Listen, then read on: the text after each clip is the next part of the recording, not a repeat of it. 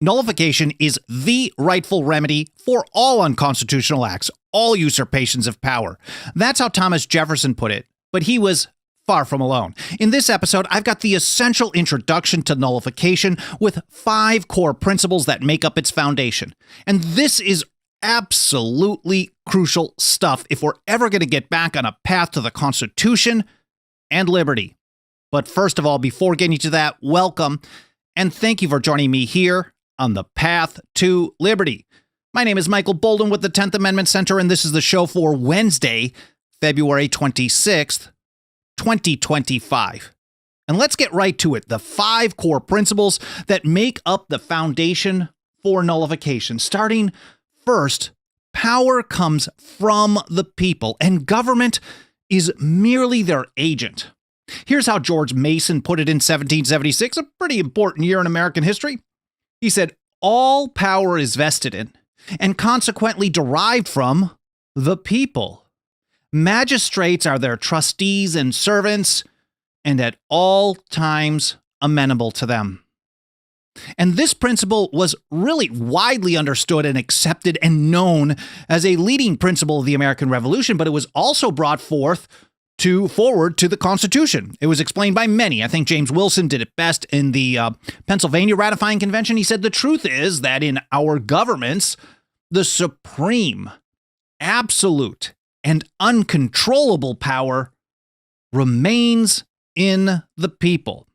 And if you think about it, if the people are the source of all power, then government isn't sovereign. It doesn't hold final authority. It isn't a master.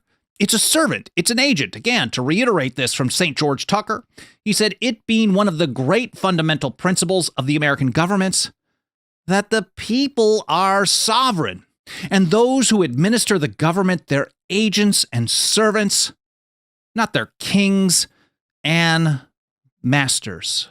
And when you have an agent carry out some duties for you in whatever situation, it's probably a good idea to give that agent some rules. And this is the whole point of a written constitution. That's what it's all about. This is how the first Chief Justice John Jay put it. The Constitution only serves to point out that part of the people's business which they think proper by it to refer to the management of the persons therein designated. And that brings me to core principle number 2. The Constitution is supreme. We have constitutional supremacy. Not just the acts of government, not the opinions on the Constitution by people in government, none of that. Here's how Thomas Jefferson put it in the Kentucky Resolutions of 1798. He said, the government created by this compact was not made the exclusive or final judge of the extent of the powers delegated to itself, since that would have made its discretion and not the Constitution the measure of its powers. So again, the Constitution is supreme, not, the discretion of the people in government. Even Chief Justice John Marshall just hammered this home in Marbury versus Madison, 1803. He wrote that in declaring what shall be the supreme law of the land, the Constitution itself is first mentioned, and not the laws of the United States generally, but those only which shall be made in pursuance of the Constitution have that rank. And then the logical result of that is that, he said, thus, the particular phraseology of the Constitution of the United States confirms and strengthens the principle supposed to be essential to all written constitutions, that a law repugnant to the Constitution is void, and that courts, as well as other departments, are bound by that instrument. So that means that whether it's a court or an executive or a legislator, doesn't matter. They're all below the Constitution, and anything that they do that goes beyond it is void. So in America, no branch of government is supreme. The government as a whole is not supreme. The Constitution is supreme, and that is a set of rules that comes from the final authority, the supreme power, the people of the several states. And that brings me to essential core principle number 3, that anything that goes beyond the limits of the Constitution is void, a nullity. This is how James Otis Jr. put it in 1761. His arguments, his long, I think it's a 4 or 5 hour speech against the writs of assistance. John Adams later described it just as the beginning of American independence. He said, then and there the child independence was born. And Otis was putting out this incredibly important principle of the American Revolution, that an act against the Constitution is void. This was even in regards to the unwritten British Constitution, which is why the founding generation wanted to put words to paper that made it very clear how things are supposed to be. An act against the Constitution is void. And Thomas Jefferson carried this same principle forward in 1774, building what was already being put into practice at that point.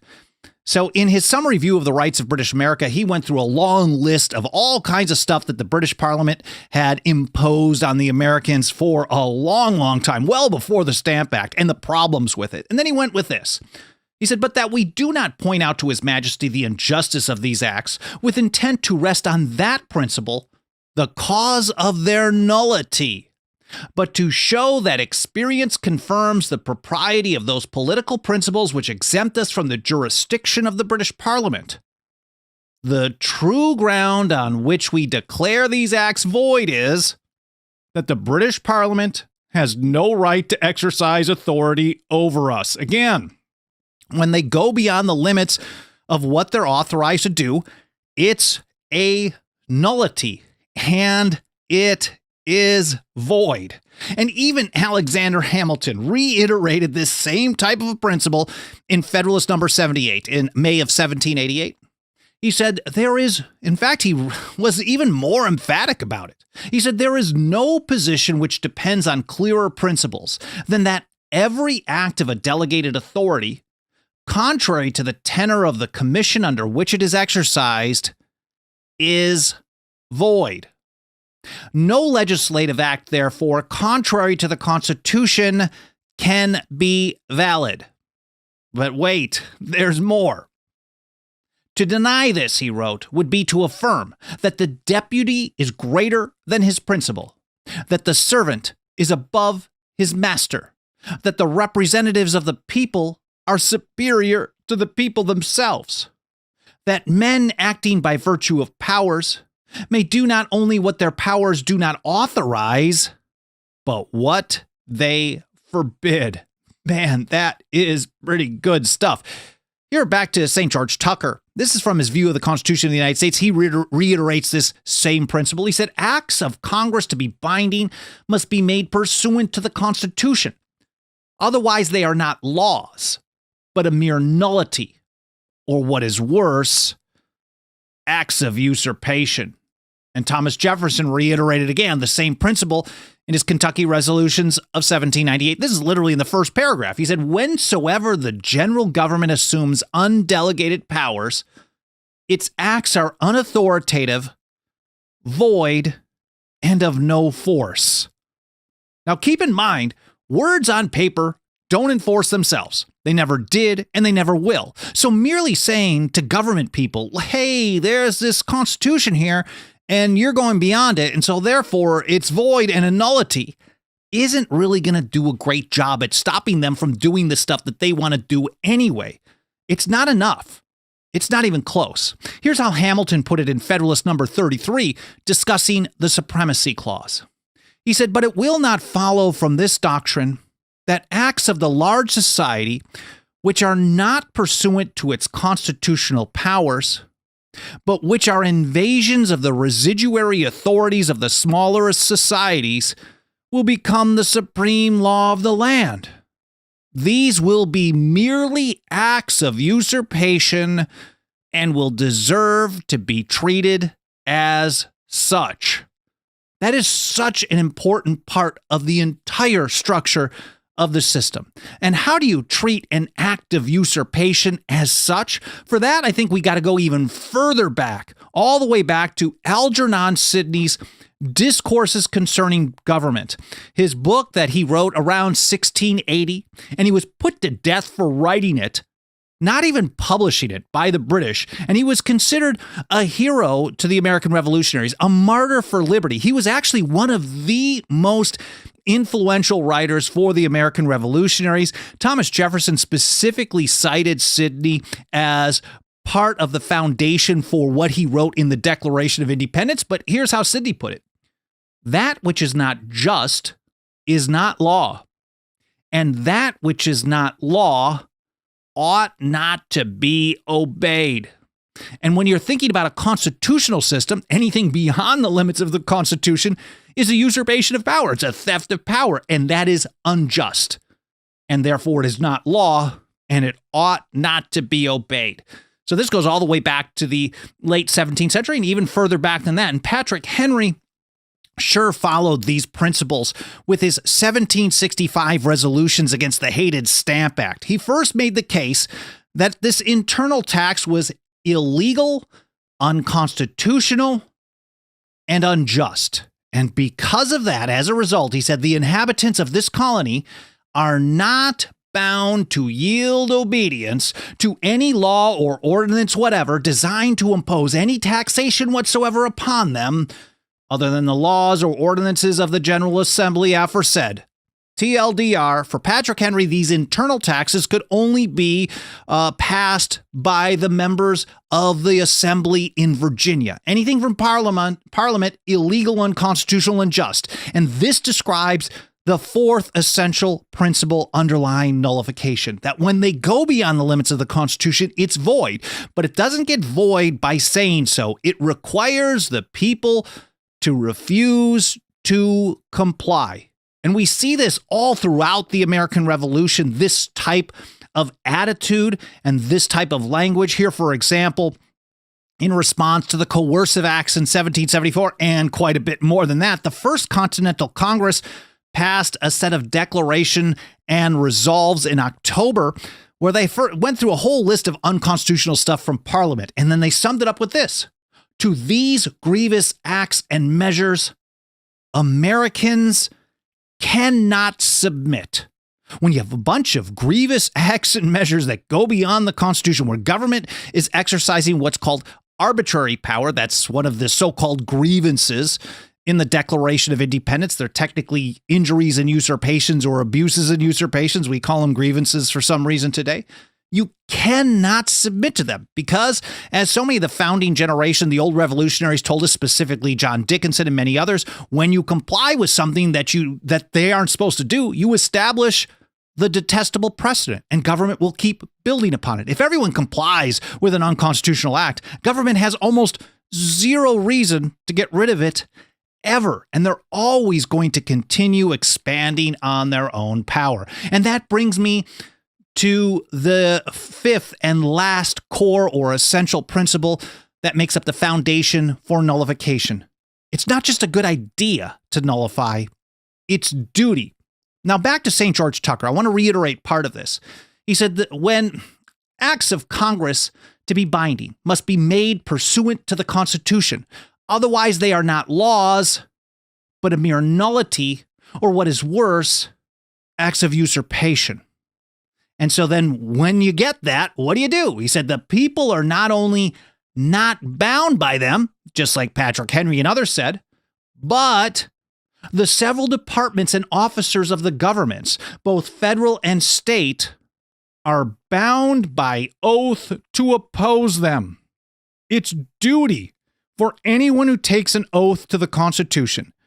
It is their duty to not just talk about stuff that's unconstitutional, but to actively oppose them. He said, for being bound by oath to support the Constitution, they must violate that oath whenever they give their sanction by obedience or otherwise to any unconstitutional act of any department of the government. Again, that's St. George Tucker in view of the Constitution of the United States. All these original source documents are going to be linked to in a blog post in a show links section over at 10thamendmentcenter.com/path to liberty. Alan Mosley does a great job getting that organized, and I'll get that published a couple of hours after this live stream is done.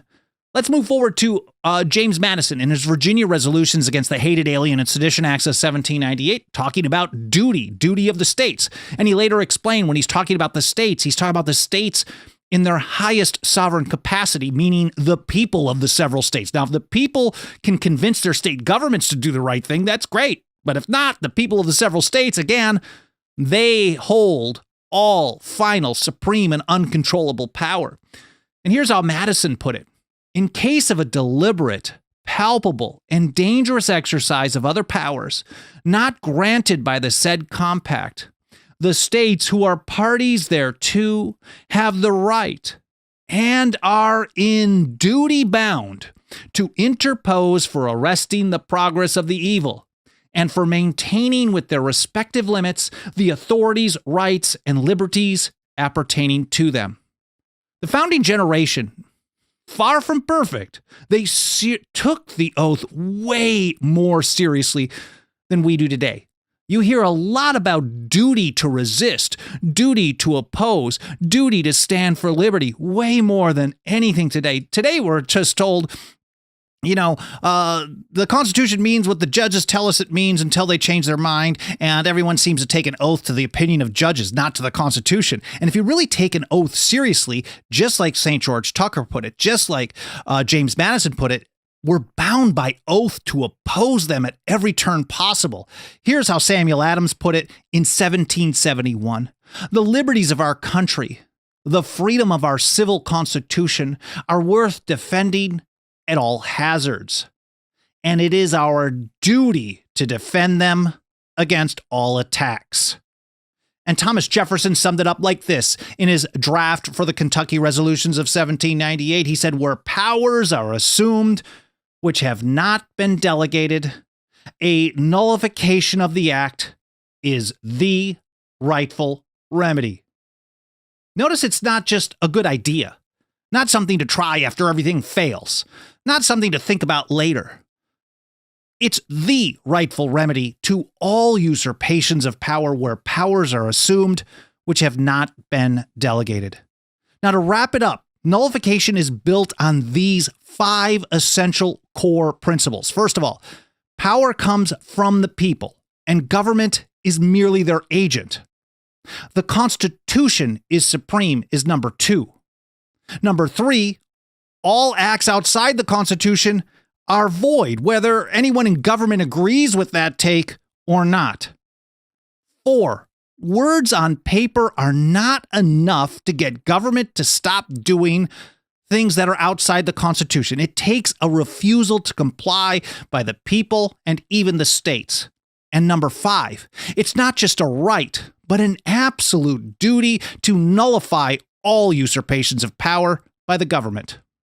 I don't think it's any surprise why government-run schools don't teach us how to keep government in check. They don't teach us anything about nullification. They don't really teach us anything about any of these core principles that make up its foundation. And that's part of why we work so hard every single day here at the 10th Amendment Center to reach and teach more and more people about these essential principles, about the Constitution, about liberty, how to defend both when government refuses to do so, which is, well, technically 24/7, 365, and absolutely nothing helps us do this work more than the financial faith and support of our members. If you got a couple of bucks of that dirty government fiat, please consider throwing it our way. Our membership program starts out at just $2 a month over at 10thamendmentcenter.com/members. That's all spelled out, 10thamendmentcenter.com/members. We also have annual, 5-year, and lifetime options, or you can make a one-time contribution at 10thamendmentcenter.com/donate. No pressure. I'd be extremely grateful to any consideration you can give to putting your financial faith behind our work today. Thank you so much. You can also help us spread the word by, well, helping trigger algorithms of these mainstream platforms, leaving comments in the archive, a lot of watch time percentage on the video platforms, reviews on Apple Podcasts, again, comments, likes, subscribe, notifications, all the stuff that you can do can help us reach and teach more people. I'm very grateful for your help and your support. I hope you enjoyed this episode. I hope it was at least interesting, entertaining, but more important than anything, I hope you learned something. I should point out that I will not have a show on this week, Friday, but I'll be back to at least a somewhat regular schedule. It's been a little choppy lately. Next week, Monday. Again, I really appreciate being here, and I'll see you next week here on the Path to Liberty.